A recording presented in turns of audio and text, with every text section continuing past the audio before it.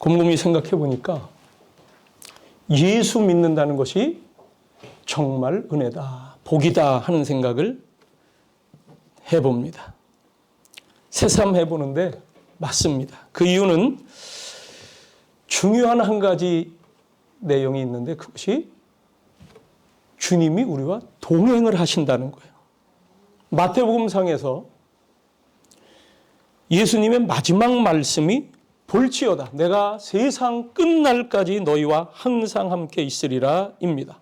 항상 함께 하시겠다는 하나님의 약속.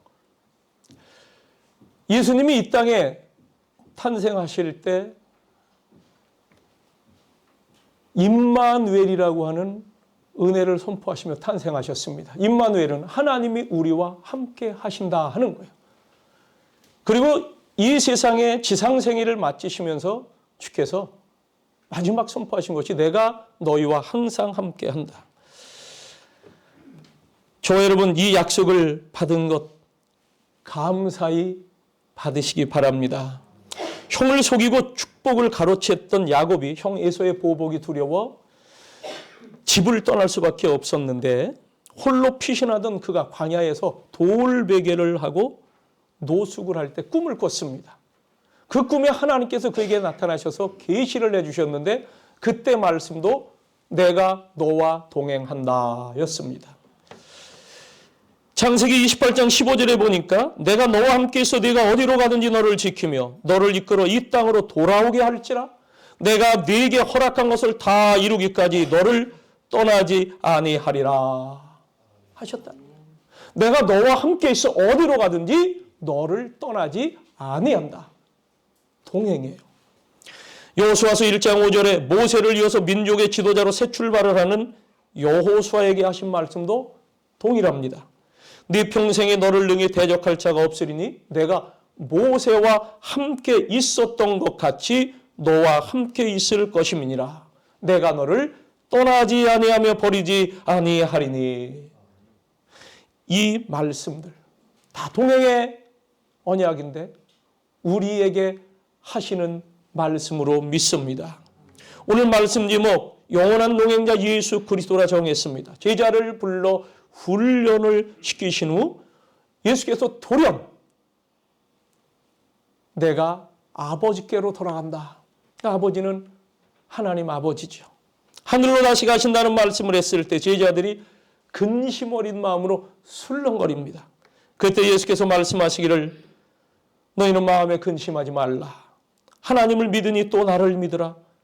내 아버지 집에 거할 곳이 많도다는 오늘 봉독한 요한복음 14장 1절부터의 말씀이죠. 내가 너희를 위하여 처소를 예비하러 떠나는 거다. 가서 너희를 위한 처소가 거처가 예비되면 내가 다시 너희에게로 와서 너희를 나 있는 곳에 있게 할 것이라 하셨어요. 이것은 이 땅에서 지상에서의 동행만이 아니라 영원한 동행을 말씀하십니다. 너희를 위하여 처소 거처를 예비하러 가신다. 우리에게도 주신 언약입니다. 우리 주님은 세상 끝날이 끝이 아니고 그 이후에 또 날이 있다고 하는데 그것을 우리는 영원한 나라라고 얘기하고 하나님 아버지와 영원히 거하는 그때를 말합니다. 믿음의 결국은 영원구원이라는 말씀도 있습니다. 이 육신은 이 땅에서 살기에 가장 적합한 체질로 하나님께서 만들어 주셨는데 예수께서 부활하신 다음에 지니신 몸을 보니까 그것은 이 땅에서의 삶뿐만이 아니라 영원을 살아갈 수 있는 그러한 부활체를 입으셨어요. 우리에게도 그날에 그 부활체를 입히셔서 영원히 썩지 않고 거하게 하심을 믿습니다. 여러분 주와 영원 동행하시기를 바랍니다. 왜 우리가 그러면 주님과 동행을 해야 하는가? 그 답은 단순히 봐도 확연합니다. 평안 때문이에요. 평안. 우리 모두는 평화와 안식을 원합니다. 세상이 필요로 하는 건 역시 평화입니다. 아직 그리스도 예수 안에 들어오지 못한 사람들에게 가장 필요한 것도 역시 평안입니다. 수많은 사람들이 쥐꼬리만한 봉급을 위해 힘들게 일들을 합니다. 요즘은 더더욱 먹고 살기 힘들다고 하여 알바도 해야 되는데 그 일자리도 요즘은 여의치가 않아요. 어쨌든 이렇게 저렇게 수고로 일하고 매일 밤 녹초가 되어서 충분히 쉴 만하지 않은 초라한 집으로 들어오는 사람들 많이 있습니다. 정말 수많은 사람들이 마음에 그 영혼의 안식을 누리지 못하고 살아갑니다. 세상 소식을 들으면 더 열받기도 합니다. 한 2번 말씀드리는 것 같아요. 초등학교 3, 4학년으로 기억이 되는데 그때 우리나라가 해외 수출 100억 불 달성 이거에 대한 굉장한 뉴스거리가 됐어요. 우리도 할 수 있다면서. 그러면서 그 나라의 소득에 대한 얘기를 선생님이 해주시면서 저 유럽 부유한 나라 거기는 복지국가가 돼서 일을 안 해도 뭐 나라에서 이것저것 다 공급해주고 하는데 참 살기 좋은 나라가 있다. 우리가 볼 때는 꿈만 같은 나라였습니다. 낙농국가 어디 하면서. 그러면서 한 가지 덧붙이신 말씀이 있는데 그런데 이상한 게 말이다. 그렇게 잘 사는 나라, 먹고 사는데 걱정 없는 여유 있는 나라인데 자살률이 세계 1위다. 얘기를 했어요. 한편으로는 돈이 없고 돈 때문에 전전긍긍하고 물질 때문에 힘겨워하면서 살기 어렵다고 하는데 이제 우리나라가 엄청난 나라가 됐습니다. 우리나라가 너무 잘 사는 나라가 됐어요. 이 유튜브가 활성화되어 있는데 유튜브를 보면 외국인들이 우리나라에 와서 유학도 하고 여기 와서 직장 잡고 살아가는 사람들도 많이 있는데 이들이 한국에 와서 경험한 이야기들에 대해서 이것을 소감을 얘기하는 그런 내용들이 유튜브로 쭉 나와요. 거기 보면 야 대한민국 미래를 선도하는 나라라는 거예요. 여기 오면 어쩜 이렇게 또한 특별히 안전한지 자기네 나라 유럽이나 미국에서는 꿈도 꾸지 못하는 밤중에 공원에 가서 차를 마시고 뭐 안 믿는 사람들도 있으니까 거기서 맥주도 한 잔 마시고 상상할 수 없는 일이라는 거예요. 왜냐하면 거긴 치안이 위험하다는 거예요. 해만 지면은 유럽이나 미국은 거리가 고요합니다. 특별한 다운타운 외에는 동네 골목골목 사람들이 없어요. 왜? 안전하지 않아서. 그런데 대한민국에 와보니까 12시에도 3시에도 어디 가나 사람들이 이렇게 많고 움직이는데 어떻게 저런 어스름한 불빛에 있는 공원에 가서도 저렇게 자유스럽게 혼자 있어도 되는지. 이 너무나 평안한 나라, 잘 사는 나라라는 걸 얘기합니다. 그런데 문제는 뭐냐? 우리나라도 오늘날 그 이면을 보면 자살률이 가장 높은 세계 1위의 나라라는 거예요. 피곤해진 모든 마음에 안식을 줄 수 있는 분이 있습니다. 그 이름은 예수 그리스도십니다. 그분은 두 팔을 펼치며 말씀하십니다. 수고하고 무거운 짐진 자들아 다 내게로 오라. 내가 너희를 쉬게 하리라. 따라해 보세요. 오라 내가 쉬게 하리라. 주의 말씀이에요. 이 세상에서 위대하다고 하는 이들, 굉장히 뛰어나다고 하는 사람이 있다 할지라도 만민을 향해서 품을 열어 다 내게로 오라. 내가 쉬게 하리라. 평안을 주리라 하는 사람은 한 사람도 없습니다. 그런데 예수님은 안식을 주시겠다고 하셨고 실제로 주셨습니다. 인류 역사를 통해 수많은 사람들이 그리스도의 이 제의를 받아들였고 그리고 받아들인 사람은 한결같이 안식을 얻었습니다. 전두환 전 대통령의 차남 전재용 씨 50대 후반이에요. 지난 주일 7일이죠. 3월 7일. 여기 저 판교에 있는 우리들 교회라고 있지 않습니까? 큰 교회. 거기 전도사로 부임을 했어요. 신학대학원을 들어가서 거기 가서 목회자 수련을 받겠다고 이제 수련 목회자로 수련 전도사로 거기에 부임을 한 거예요. 15년 전 토지 거래를 하면서 범법한 일이 있어서 한 2년 8개월 옥살이도 했습니다. 그가 목회자가 되기로 결심한 것은 결정적으로 자기 아버지 때문이라고 인터뷰를 했어요. 그는 네가 목사님이 되면 네가 섬기는 교회에 내가 꼭 출석하겠다. 이런 아버지의 말을 듣고 목회자가 되기로 결심을 굳혔다는 거예요. 제가 신학대학원에 입학해 목회자의 길을 걷습니다 하니까 아버지가 크게 기뻐하셨다라고 하더래요. 전두환 전 대통령, 굉장한 위세를 가지고 있었던 분이기도 하지만 최근에는 얼마나 지금도 끌려다니면서 재판받는 초라한 모습인지, 참 고달프기 짝이 없는 인생을 우리에게 보여주고 있는 저분, 그 아들이 아마 자기 아버지를 보면서 우리 아버지도 예수님과 동행했으면 좋겠다. 우리 아버지도 예수님의 평안이 필요하시다는 생각을 하지 않은 건지 모르겠습니다. 여러분 어떠십니까? 에덴 동산에서 죄를 짓고 쫓겨난 아담의 후예들은 참 평안과 안식이 없는 존재로 전락했습니다. 우리도 그랬던 사람들인데 이제 예수를 믿고 나니까 하나님이 주시는 평안과 기쁨과 안식의 소망이 있고 그걸 누리고 있는데, 오늘 그런 중에도, 예수 믿음 중에도 우리가 안식이 필요한 사람들이 많이 있습니다. 주님 말씀하십니다. 너희 중에 여호와를 경외하며 그의 종의 목소리를 청종하는 자가 누구냐? 흑암 중에 행하여 빛이 없는 자라도 여호와의 이름을 의뢰하며 자기 하나님께 의뢰할지어다 하는 말씀을 하시는데, 흑암 중에 빛이 없는 자라도 여호와를 이름을 의뢰하며 자기 하나님께 의지하라. 여러분, 우리가 이 평안 안식을 주시는 예수님, 이분과 동행하기 위해서는 그 첫째로 주님의 초청을 받아들이면 됩니다. 오늘 마태복음 10장 28절 말씀이고 유명한 주님의 초청장입니다. 수고하고 무거운 짐진 자들아 다 내게로 오라, 내가 너희를 쉬게 하리라. 2000년 전 예수님이 이 말씀을 하실 때 많은 무리가 들었습니다. 그 무리들은 온갖 비참함으로 가득 차 있는 인생들을 대표합니다. 거기에는 가난한 자들도 있었고 병든 자, 귀신 들린 자, 버림받은 자, 멸시받고 천대받는 자, 온갖 불행으로 비참해진 자들도 있었습니다. 물론 그 중에 지체가 높은 사람들, 부자들도 있었습니다. 그러나 그들도 들어야만 했습니다. 예수님이 그들을 향해 사랑의 눈빛으로 그 넓으신 마음으로 말씀하셨습니다. 오라, 안식을 주리라.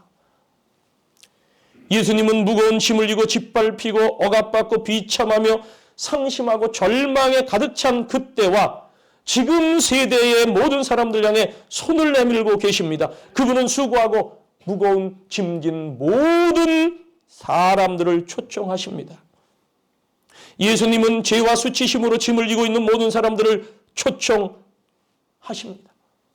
혹시 내 삶이 부끄러운 것, 이건 좀 수치스럽다 한 것 있습니까? 내 얼굴이 부끄러워 누구에게 얼굴 내밀지 못할 그런 모습이 있습니까? 자기 스스로에게 얘기할 때도 나는 참 이게 떳떳하지 못하다며 죄책감에 눌린 분이 있습니까? 예수님은 지금 그런 우리를 초청하시는 것입니다. 그날 예수님이 초청의 말씀을 하실 때 그 무리들 틈에 한 여인이 있었어요. 함께 그 자리에 동네 많은 부인들, 여인들도 있었는데 그 여인들로부터 이 한 여인은 눈총을 받는 사람이었습니다.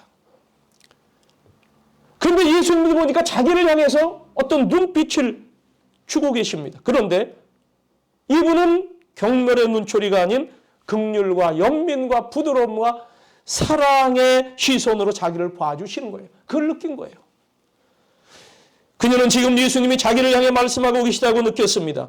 지금 다른 사람들이 아닌 오직 자기를 향해서만 손을 내미시며 수고하고 무거운 자야, 내게로 오라. 내가 너를 쉬게 하리라고 말씀하시는 것 같았습니다. 너무나 감사했습니다. 어느 날 예수님이 다시 그 마을에 오셨는데 저녁 식사 초대를 받아서 바리새인 시몬이라고 하는 사람의 집에 들어가시는 것을 봤어요. 그녀는 급히 자기 집으로 달려가서 자기가 가지고 있는 것 중에 가장 값비싼 향유를 담은 옥합을 가지고 시몬의 집으로 향했습니다. 예수님이 비스듬히 그 나라 풍습에 비스듬히 누워서 식사를 하실 때 그녀가 예수님의 뒤로 가더니 예수님의 발 곁에 서서 조용히 서 있더니 그 눈에서 눈물을 떨어뜨리는 거예요. 예수님의 발에 눈물이 떨어지며 그 발이 적셔집니다. 예수님이 이것을 보시면서 그대로 계셨어요. 거기에 있던 손님들이 이 장면을 바라보더니 예수님에 대해서 수군거립니다. 아니, 저분이 선지자라고 하면서 선지자라면 어떻게 저런 죄 많은 여인이 자기 몸에 손을 대는 것? 왜? 눈물이 주룩주룩 떨어지니까 이 여인이 자기 머리카락을 풀어서 예수님의 발에 떨어진 눈물을 닦았어요. 어떻게 선지자가 참 선지자라면 죄 많은 사람이 자기 몸에 손을 대게 놔두는가? 저분 저거 사이비 선지자 아닌가? 수군수군 되는 거예요. 물론 예수님은 아셨습니다. 그 자리에 있는 누구보다도 더 잘 아셨습니다. 그녀가 죄인이라는 것뿐만 아니라 지금 회개하는 죄인이라는 것까지도 아셨습니다.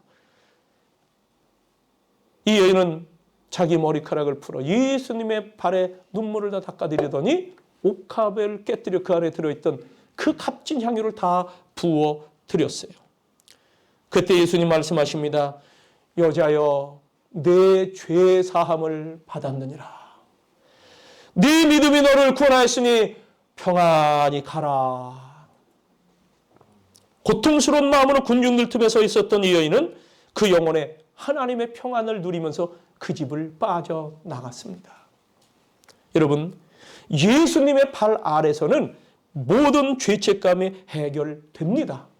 모든 슬픔이 치료됩니다. 모든 아픔도 치료가 됩니다. 모든 중독이 끊어지고 그렇게 내 힘으로 어떻게 해보려고 했지만 해결되지 않던 그 어떤 부정적인 족쇄와 묶임도 다 풀리게 됨을 믿습니다. 주님의 초청을 받아들이십시오. 둘째로 그 짐을 주님께 맡기라는 것입니다. 요한복음 14장 1절 주님은 너희는 마음에 근심하지 말라 했어요. 여러분, 세상에 근심 없는 사람 없죠. 하나님을 믿으니 또 나를 믿으라 라고 권하십니다. 여러분, 신앙생활은 믿음으로 하는 거예요.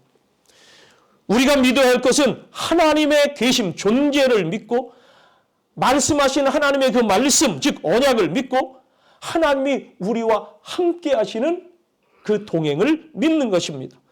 믿음으로 하지 않는 모든 것은 죄라고까지 성경은 밝혀줍니다. 믿음이라고 하는 것은 단지 구원을 얻는 수단이거나 주님으로부터 어떤 축복이나 그 무엇을 받기 위한 통로가 되는 것만을 의미하지 않습니다. 믿음은 정말 예수님을 신뢰하고 나의 모든 것을 전폭적으로 내어 맡기는 것까지입니다. 내 고민거리와 근심, 걱정, 염려 같은 것을 다 주님께 내맡기는 거. 주님 이거 그냥 맡아주세요. 이거 제가 감당하기 어렵습니다. 주님 말씀하시지 않았습니까? 여기 있습니다. 나도 주 안에서 안식하고 싶습니다. 이러면서 내어 맡기는 것이 믿음이라는 거예요. 빌립보서 4장 6절 7절 말씀에 아무것도 염려하지 말고 모든 일에 기도와 간구로 너희 구할 것을 감사함으로 하나님께 아뢰라. 그리하면 모든 지각에 뛰어나신 하나님의 평강이 그리스도 예수 안에서 너희의 마음과 생각을 지키시리라. 우리가 예수 믿으며 가장 경계해야 될 것 두 가지가 있습니다. 내가 무엇을 한다고 하는 것과 내가 뭐가 된다고 하는 것입니다.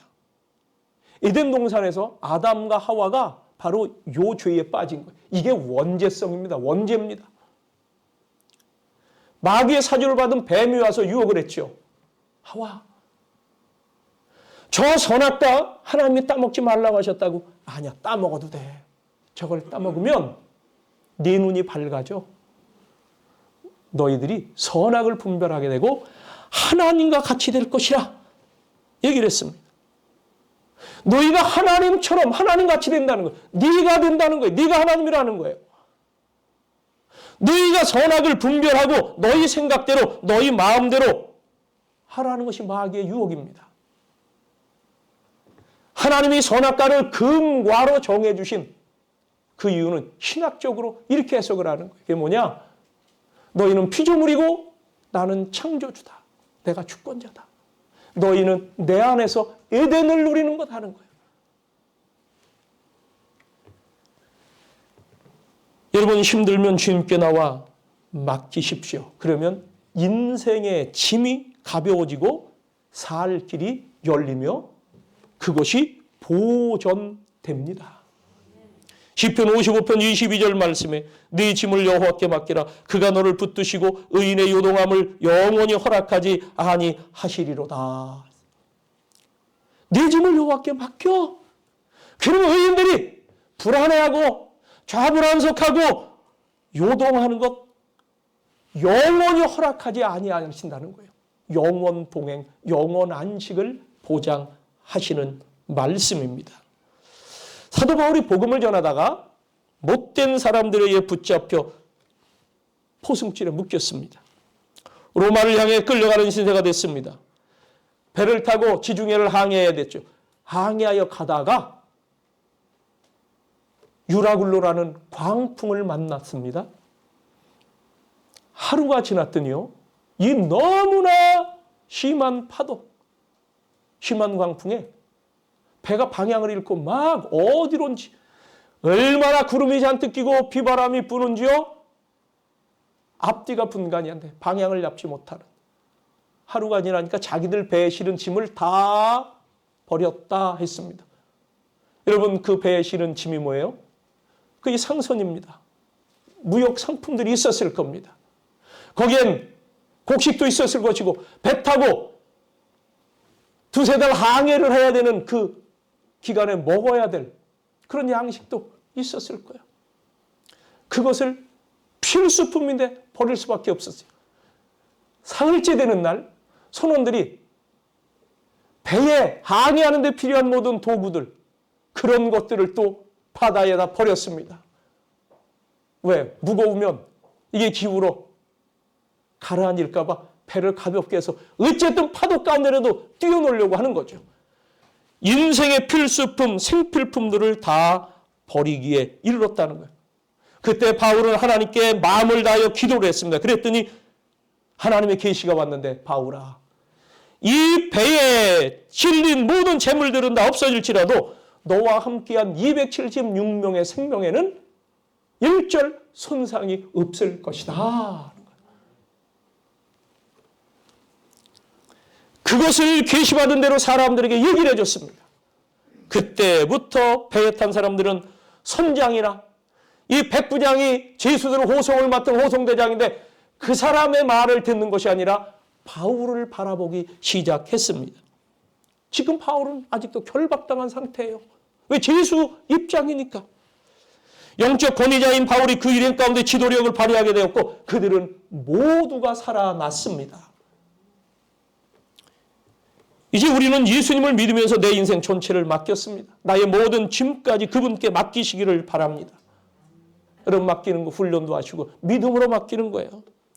우리의 영원 동행을 약속하신 주님을 전적으로 믿고 우리의 모든 것들을 맡기고 동행할 때 정말 저와 여러분은 참 안식과 평안을 누리게 될 것이라 확신합니다. 따라해 보십시오. 그러려니. 전 그러려니에 대한 훈련 좀 받아서 좀 터득이 많이 됐어요. 여러분, 세상 살다 보면 참 신경 쓰고 또 이런 일이 반복돼. 그때 왜 남편은 이렇고 아내는 이렇고 애들은 또 왜 이럴까? 저 사람은 왜 저럴까? 그냥 그러려니 하십시오. 사람이 그런 거예요. 왜? 불안하고 부족하고 뭔가 그런 결점이 있어요. 세 번째, 주님과 조화로운 삶을 배우며 끝까지 동행하십시오. 예수님과 동행하면 평안합니다. 그래서 예수 믿는 거예요. 그러면 예수님과의 동행을 어떻게 하는 것인가? 주님과 조화로운 삶을 사는 겁니다. 예수님 말씀하셨어요. 수고하고 무거운 짐진 자들아, 내게로 와서 내 멍에를 함께 치자. 내 멍에는 쉽고 가볍다 하셨어요. 멍에, 소 끌 때 소 등에 소를 부리기 위해서 등에다 치우는 거예요. 이만한 굵은 나무 토막이죠. 멍에를 둘이 질 때는, 함께 질 때는 그 발걸음 보조를 맞춰야 됩니다. 소 두 마리가 멍에를 함께 걸머쥐고 밭을 간다, 움직인다 할 때 짐을 잔뜩 실어도 발을 맞추고 보조를 맞추면, 조화롭게 나아가면 무겁지가 않고 덜 힘듭니다. 우리는 주님과 보조를 맞추면 됩니다. 주님의 말씀에 순종하고 주의 교훈에 조화를 이루고 살면 힘들지 않아요. 무겁지 않습니다. 특히 예수님의 멍에는 가볍기 때문입니다. 예수께서 나사렛에서 목수일을 하실 때 멍에를 깎고 만드셨다고 그랬죠? 한번 말씀드렸죠? 예수님 브랜드가 아주 참 좋은 멍에로 소문났다고 그랬죠? 멍에를 깎아놓고 진열을 해놓으면서 그 아래다가 예수님이 그렇게 쓰셨다는 거예요. 내 멍에는 가벼우니라. 기왕 짐승에게 지워주는 것도 가벼운 걸 지워주면 좋죠. 내 멍에는 가벼우니라. 쉽고 가볍다. 주님이 우리를 오라 하시면서 너 힘들지? 나와 함께하면 너 가벼워진다. 쉽다. 어떤 심리학자가 말하기를 인생을 살아갈 때는 이 인생 삶의 파도를 타고 가야 된다. 인생에 파고가 있습니다. 이 삶의 파도를 타고 가면 피곤하지가 않지만 이 삶의 파장을 거스러 살면 힘겹고 고생스러움을 면할 길이 없다는 말입니다. 여러분, 새를 한번 생각해 보세요. 새. 자, 알에서 갓 부화를 했습니다. 처음 이제 깨어났을 때 새니까 날개 축지가 있어요. 그런 걸 보면, 새끼 날개 축지 보면 얘들이 등을 움찔움찔한데 내가 봐도요, 그 날개가 무겁게 느껴져. 그렇습니다. 처음에는 날개 축지가 짐이 됩니다. 하지만 얼마가 지나는 동안 이 날개에 깃이 돋고 거기 털이 나며 모양새가 갖추어지게 되면 이 짐스러운 날개 축지는 가뿐하게 느껴질 뿐만 아니라 이제는 자기 몸 전체를 싣고 달아다닐 수 있는 힘이 되는 거예요. 히브리서 3장 14절에 우리가 시작할 때에 확신한 것을 끝까지 견고히 잡고 있으면 그리스도와 함께 참여한 자가 되리라 했습니다. 우리가 시작할 때 확신한 것을 끝까지 견고히 잡고 있으면 그리스도와 함께 참여한 자가 된다. 영원 안식, 영원 통행에 참여한다는 것. 축복에 참여한다는 것. 주님께서 내게 와서 배우라고 하셨어요. 이 말씀을 배우라. 신앙생활 기초부터 차근차근 주님과 동행하는 조화롭게 삶을 배우고 익히시기를 바랍니다. 나는 지금까지 성장해 왔는데 혹시라도 이런 부분이 있다면 기초를 다시 점검하는 거예요. 예수님 우리의 동행자십니다. 영원한 동행을 약속하셨습니다. 예배하는 자, 기도하는 자를 눈여겨보십니다. 주님의 발치에 앉은 사람들을 좋아하십니다. 그들에게 참 좋은 것을 주시는 분입니다. 옛날 미국 서부의 적시대 저 동부로부터 서부로 사람들이 땅을 차지하고 특별히 캘리포니아 서부에 금광이 개발됐다고 하니까 그 금광을 차지하기 위해서 달려가는 사람들이 많았는데 그 사람들 두 부류로 나뉘었다는 거예요. 하나는 밤낮을 쉬지 않고 그냥 달려가는 겁니다. 먼저 가서 노다지를 캐고 금광을 차지하기 위해서 가는 거죠. 주일도 없습니다. 공휴일도 없습니다. 그냥 내달려간 사람들. 물질 욕심에 밤잠 자지 않고 달려가서 금광을 몇 개나 차지했는지 모르겠습니다만은 결국 지쳐 쓰러졌다면 이게 얼마나 허황된 일입니까? 또 한 부류는 여호와를 경외하며 청교도 정신으로 살아가는 사람들입니다. 이들은 엿새 동안에 열심히 그들의 일을 하고 주일이 되면 또 정갈하게 옷도 새로 입고 교회에 나와 하나님께 예배하고 말씀을 들으며 감사하고 성도의 교제를 나눕니다. 휴식과 안식의 복을 받으며 움직입니다. 하나님 앞에 나와서 은혜를 구하고 예배하고 기도하는 이들에게 주님은 말씀하셨어요. 지혜를 주신다. 아이디어를 주십니다. 요즘처럼 창의력도 주시고 새로운 용기와 힘을 주셔서 계획한 바 목적을 이루게 하시고 회복시키시고 전화위복시켜 주시는 하나님, 이 하나님을 믿으시기 바랍니다. 여러분이 못하고 있어도 누군가가 여러분을 위해 기도하는 이들이 있어요.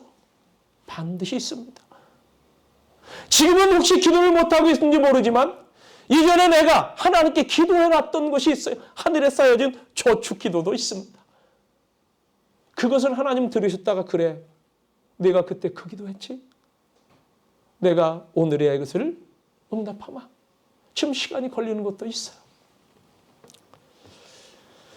옛날에 저 유럽 알프스 산으로 유명한 나라 스위스에는 눈이 너무 많이 내려서 눈이 골칫거리였다고 합니다. 눈은 그들의 삶에 있어서 고생덩어리 자체였어요. 저 대환이가 최근에 이제 제대를 하고 왔는데 화천에서 군 생활을 했어요. 대환아, 너 거기 군 생활할 때 그게 전방 쪽인데 거기 겨울 되면 참 눈 많이 내리지? 예, 눈 치우는 거 쉽니? 어렵니? 어려워요. 힘들다는 거예요, 눈 치우는 거. 그런데 알프스산엔 이거보다 더 많은 눈들이 그냥 만년설까지도 쌓여 있으니, 그런데 그들은 눈을 원망했지만 걱정했지만 결국은 이 눈으로 말미암아 스키를 발명을 한 거예요. 이 스키를 타고는 눈 위를 왕래하는데 이제는 눈덩어리가 금덩어리가 된 거죠. 우리나라에도 스키장이 있습니다. 근데 우리나라는 눈이 많이 오는 나라는 아니에요. 그러니까 스키장에서 기계를 설치해놓고 인공으로 눈을 만들어요. 그래서 뿌려놓고 타. 그래도 조금 있으면 가라앉고 눈이 녹죠. 이 스위스는 그럴 필요가 없습니다. 이 눈덩어리가 처음엔 근심덩어리였지만 그것이 황금덩어리와 같은 역할을 하는 사실, 여기에 우리가 주목을 해야 되죠. 여러분, 우리 모든 염려를 주님께 맡길 때 그 근심의 보따리가 금덩어리처럼 되어 여러분들을 형통하게 하는 축복의 통로가 될 것을 믿습니다. 예수님과 동행을 하며 친밀하게 조화로운 삶을 살아가십시오. 어느 아이가 양을 한 마리 메고, 자기 키만한 양을 한 마리 메고 얘가 길을 가고 있습니다. 걸머지고 하는데 지나가던 사람들이 얘에게 말을 붙여요. 예, 너 그거 힘들지 않니? 그렇게 무거운 것을 끌고 가지 왜 목에다 걸머지고 가? 이 소년이 말을 합니다. 아니요, 이것은 내 짐이 아닙니다. 나의 친구입니다. 사랑해 가니까, 친구처럼 생각하니까 메고 가도 암시를 늘다는 거예요. 우리를 친구로 여기시는 주님을 사랑하고 주님과 동행하는 사람들은 사랑으로 행하기. 우리가 삶이, 신앙생활이 무겁거나 짐스럽지 않습니다. 게다가 주 예수님이 내 멍에를 함께 지자고 하시는데 그 멍에, 결국 우리도 져야 될 멍에지만 예수님이 우리의 모든 것을 함께 대신 지겠다는 말씀이에요. 실제로 십자가의 그 멍에를 다 죄의 짐을, 죄의 멍에를 지시고 해결해 주시며, 주님은 역시 우리를 사랑하시면서 오늘도 사랑하시되 끝까지, 세상 끝날까지, 그리고 영원히 그 나라에서 나와 함께 너희가 왕노릇한다시는 영원한 동행을 말씀하셨습니다. 이 은혜 안에 거하시고 말씀대로 이루시는 주님의 풍성한 것을 누리시기를 주의 이름으로 축원합니다. 기도하겠습니다.